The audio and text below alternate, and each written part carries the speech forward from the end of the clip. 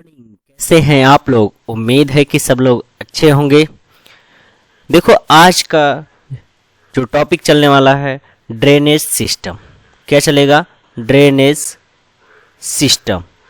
ठीक है, मतलब यह हुआ कि हम बताएंगे एक एक रिवर या नदियों के बारे में। लेकिन अगर हम बात करें भारत में, तो भारत के कुल अपवाह क्षेत्र की बात करें तो लगभग ये याद रहना चाहिए आपको कि 77% भाग बंगाल की खाड़ी में जल विसर्जित करते हैं, जबकि अरब सागर में लगभग 23% नदियां जल विसर्जित करती हैं। ओके, पहले हम बात कर लेते हैं सिंधु नदी के बारे में। सिंधु नदी के बारे में हम बात करते हैं। नेक्स्ट, यहाँ से जैसे ही सिंधु नदी की तरफ चलेंगे तो आपको पता है कि यहाँ अगर हम सिंधु नदी, तो यह वाला पार्ट कुछ ऐसे होते हुए दमचौक में, क्योंकि सिंधु नदी विश्व की विशाल नदियों में से एक है। सिंधु नदी विश्व की विशाल नदियों में से एक है। अब इसकी नेक्स्ट पॉइंट की बात करते हैं। इसकी सहायक नदियां कौन कौन है?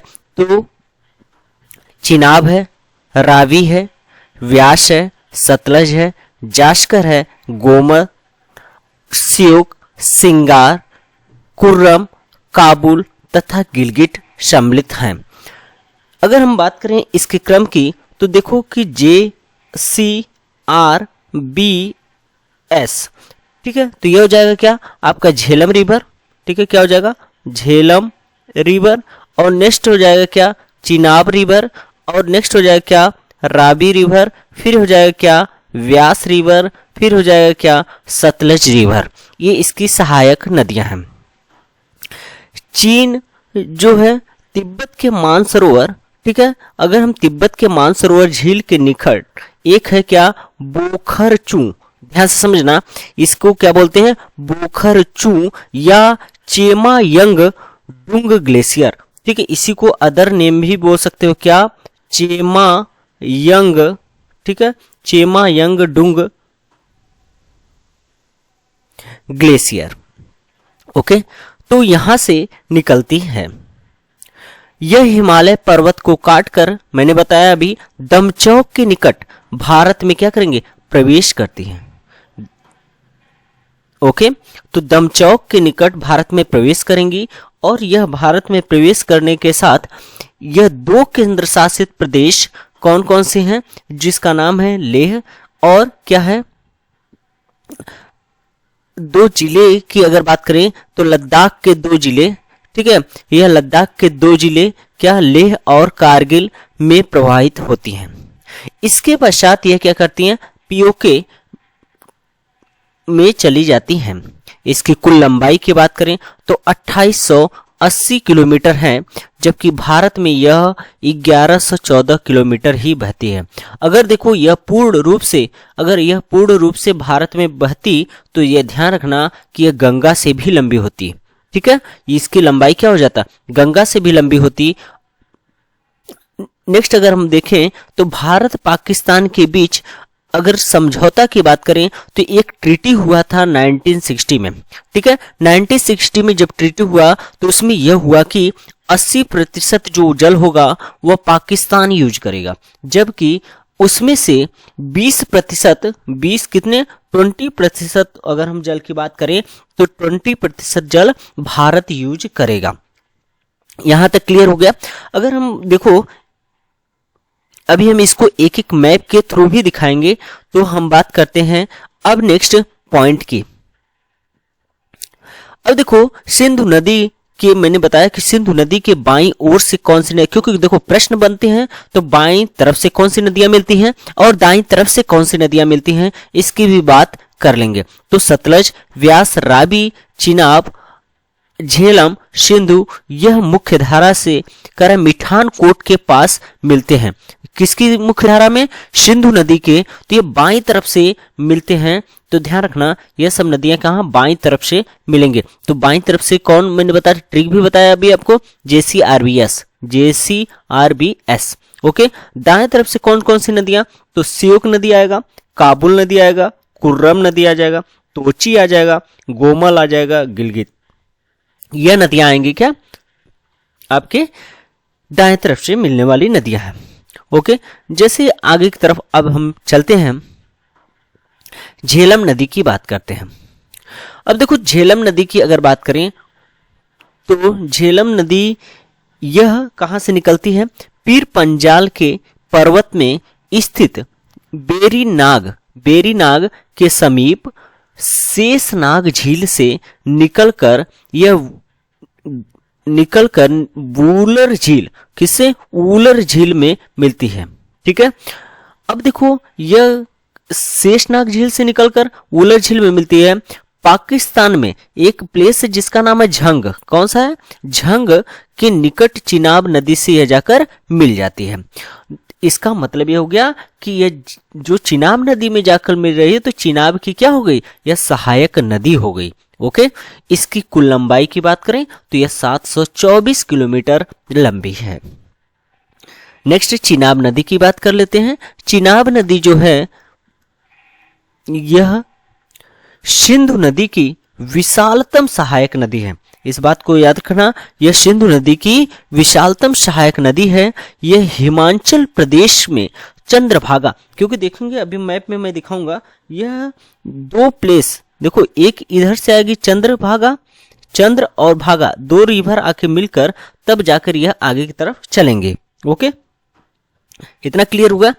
अब देखो यह बारालाचा दर्रे के दोनों ओर, मैंने बताया ना कि बारालाचा दर्रे के दोनों ओर यह चंद्र और भागा दो नदियां मिलती हैं। इसकी कुल लंबाई की बात करेंगे तो 1180 किलोमीटर है। कितनी इसकी कुल लंबाई? 1180 किलोमीटर है। ओके, अब देखो कि अगर हम चलते हैं कुछ मैप के थ्रू आपको क्लियर करते हैं कि किस तरीके से यह रिवर एक दूसरे से ज्वाइंट है, ट्रिब्यूटरीज किस तरीके से बनाते हैं। अब देखो ट्रिब्यूटरीज के साथ में एक पॉइंट और आपको बता दूंगा। ओके,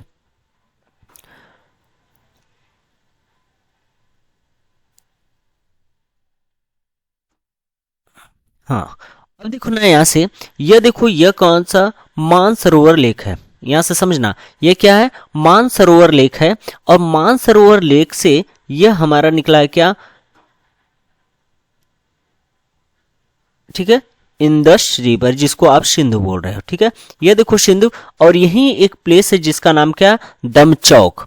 और दमचौक से देख रहे हैं लद्दाख में एंट्री कर गया। और मैंने बताया कि लद्दाख में जब एंट्री करेगा तो एक साइड में क्या पड़ेगा? इस साइड में कारगिल और इधर पड़ जाएगा, सॉरी इस साइड में कारगिल और यहां पड़ जाएगा आपका लेह। यहां से होते हुए और यह एंट्री कर जाएगा सीधा पाकिस्तान की तरफ। ठीक है, और यह पाकिस्तान की तरफ जब एंट्री करेगा तो देखो यहां से कौन कौन सी नदियां इसमें आके प्रवेश करती हैं। ठीक है, अब देखो कि इसमें अगर हम पॉइंट की बात करें तो एक तो यह हो गया इंदस। इसमें देखो कौन कौन सी बताया कि JCRBS, कितने रिवर बताया? JCRBS। तो देखो यह निकल कर आया क्या कि एक रिवर निकल कर आया क्या? झेलम रिवर हो गया, झेलम। ठीक है, अब झेलम के बाद मैंने बताया कि सबसे लंबी सहायक नदी जो कि जास्कर से आती है और यह आ रहा है कहां पर? चिनाब। यहां से झेलम आकर चिनाब में मिल जाती है और झेलम चिनाब में मिली। और देखो कि यहीं से एक और आएगा रोहतांग दर्रे से, जो कि निकलती है कौन सी? रावी नदी। यह रावी नदी आकर मिल गई। अब रावी नदी में देखो यहां से सतलज नदी भी आकर क्या करेगी? मिलेगी, जो कि राकस ताल से, देखो यहां से राकस ताल से आ रही है सतलज नदी। सतलज आकर इसमें मिल जाती है आपके यहां पर। अब देखो इसमें 5 नदियां मिलती हैं। 5 नदियां जब मिलेंगी इसी को बोल देते हैं क्या? पंचनद। ठीक है, क्या बोल देंगे? पंचनद। अब देखो इस साइड से भी तो नदियां मिलेंगी। अभी तक आपने यह जो 5 नदियां देखा, ये क्या देखे कि JCRBS, ये तो बात हुई किसकी? JCRBS की बात हो गई। लेकिन बात कर रहे हैं कि अगर आप बाएं तरफ से बात करें, दाहिने तरफ से, तो दाहिने तरफ से कौन? एक नदी आ रही है जिसका नाम है स्वात, और यहां से एक नदी आ रही है जिसका नाम है क्या? काबुल नदी। ठीक है, दूसरा एक और आ रही है जिसका नाम है क्या, कुर्रम। क्या है, कुर्रम, ये भी दिख रहा होगा आपको। और नेक्स्ट आ रहा है क्या, तोची। कौन सी, तोची रिवर आ रही है। और नेक्स्ट देखिए यहां से आ रहे क्या, गोमल। ठीक है, गोमल यह रिवर आ रही है। और देखो यह यहां से देखे जाए तो यहां से एक श्योक है, श्योक की भी बात मैंने किया था और नुब्रा की बात किया था। ठीक है, इतना आपको क्लियर हो गया होगा। ठीक है, अब देखो नदियां हैं तो दो नदियों के बीच का जो भूमि क्षेत्र होता है उसको क्या बोलते हैं, दोआब बोल देते हैं। क्या बोलते हैं, दोआब कहा जाता है। अब देखो दोआब के पहला कौन है, विष्ट दोआब। अब देखो यहां से अगर विष्ट की बात करें तो ध्यान से समझना, अगर हम यहां राइट करें विष्ट तो ध्यान से समझना, यह राइट कर रहा हूं क्या, विष्ट। अब वी से क्या हो गया, व्यास। वी से क्या हो गया, व्यास। और स से आया सतलज, मतलब व्यास और सतलज यह मिलकर क्या बनाएंगे, विष्ट दोआब बनाएंगे। फिर देखो बारी दोआब, ब से क्या हो गया, व्यास, और र से क्या हो गया, रावी, और यह हो गया बारी दोआब। तीसरा है रचना, र से हो गया रावी, और तीसरा च से क्या आ गया, चिनाब, और रावी और चिनाब के बीच का जो भूमि होता है उसे बोलते हैं रचना दोआब। ठीक है, फिर चाज। चाज का मतलब, अब देखो च से हो गया चिनाब रिवर, और ज से हो गया क्या, झेलम रिवर, और यह हो गया चिनाब झेलम के बीच का भाग। नेक्स्ट हो गया क्या, सिंध सागर दोआब। अब देखो यह सिंध सागर, यह झेलम और सिंधु के बीच का भाग है जिसको बोलते हैं क्या, सिंध सागर दोआब। ठीक है, यहां तक क्लियर है। यहां तक अगर कोई डाउट है तो कमेंट सेक्शन में जरूर बताएं। अब देखो यहां से कुछ इंपॉर्टेंट फैक्ट आपको बता दूं, श्योक नदी के बारे में समझ लो। अगर श्योक नदी की मैं बात करूं तो श्योक नदी जो कि मध्य एशिया में, यारकंडी बोलते हैं इसको, मध्य एशिया में क्या बोल देंगे, यारकंडी, यारकंडी। ठीक है, इसको यारकंडी बोल देंगे।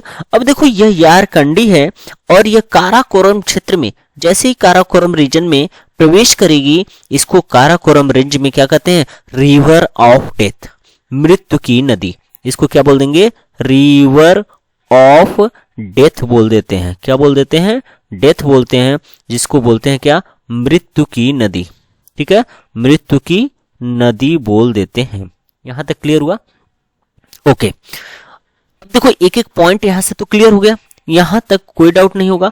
अब हम बात करते हैं, थोड़ा सा आगे की तरफ चलते हैं। तो सिंधु हो गया था, चिनाब रिवर तक हो गया था। ठीक है,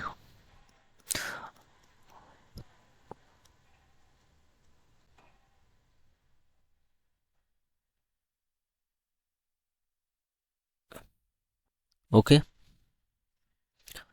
अब देखो सिंधु रिवर तक क्लियर हो गया, और सिंधु रिवर की मैंने बात बता दी, और झेलम रिवर की भी बात हो गई थी, चिनाब की भी बात हो गई। अब हम आगे की तरफ चलते हैं, रावी नदी की बात करते हैं। अब देखो रावी नदी को देखो तो रावी नदी के बारे में देखते हैं। रावी नदी का उद्गम स्थल कहाँ है, कांगड़ा जिला। ठीक है, कांगड़ा जिला में रोहतांग दर्रे के समीप से यह निकलती है। इसी के निकट क्या है, व्यास कुंड है, और व्यास कुंड से ही क्या निकलेगी, व्यास नदी निकलती है। इसी घाटी को बोलते हैं क्या, कुल्लू घाटी बोलते हैं। कौन सी घाटी बोलेंगे, कुल्लू घाटी बोलेंगे। इसकी कुल लंबाई की बात करें तो 725 किलोमीटर है। कितनी है कुल लंबाई, 725 किलोमीटर है। अब देखो नेक्स्ट अगर हम बात करें सतलज रिवर की, तो सतलज रिवर, सतलज नदी कहां से मैंने बताया था, मानसरोवर झील के समीप स्थित राकस ताल से निकलती है। कहां, मानसरोवर झील के समीप क्या है, राकस ताल, वहीं राकस ताल से यह निकलती है। यह हिमालय को काटकर सीप किला दर्रे के पास भारत में यह क्या करेंगी, प्रवेश करती है। प्रसिद्ध भाखड़ा नांगल बांध, जो कि भाखड़ा नांगल बांध सतलज नदी पर ही बनाया गया है। ब्यास नदी हरि के निकट सतलज से मिल जाती है। ठीक है, इसकी कुल लंबाई की बात करें सतलज रिवर की तो 1500 किलोमीटर है, तथा भारत में 1050 किलोमीटर है। ठीक है, यहां तक बता दो, यहां तक किसी को कोई डाउट है, यहां तक किसी को कोई डाउट, ओके, अगर डाउट है तो कमेंट सेक्शन में जरूर बताएं। ओके, अब देखो नेक्स्ट पॉइंट के कुछ इंपॉर्टेंट पॉइंट की बात करते हैं। ओके, तो यहाँ से देखें आपने सिंधु नदी में जब देख रहे थे कि सहायक नदी की मैं बात कर रहा था, तो उसमें कई नदियां आई जिसका नाम क्या था, कुर्रम था। और कुर्रम के बाद मैंने बताया था तोची था, और तोची के बाद गोमल था, गोमल के बाद झाबे था, झाबे एंड कंदर भी है। तो यह सब जो रिवर हैं, तोची, गोमल, झाबे, कंदर, कुर्रम, ये सारी रिवर जो है सुलेमान पर्वत श्रेणी से निकलती हैं। कहाँ से? सुलेमान पर्वत श्रेणी से निकलती हैं। ओके, यहाँ तक क्लियर है? तो कोई भी डाउट रहे कमेंट सेक्शन में जरूर बताएं। वीडियो देखने के लिए धन्यवाद।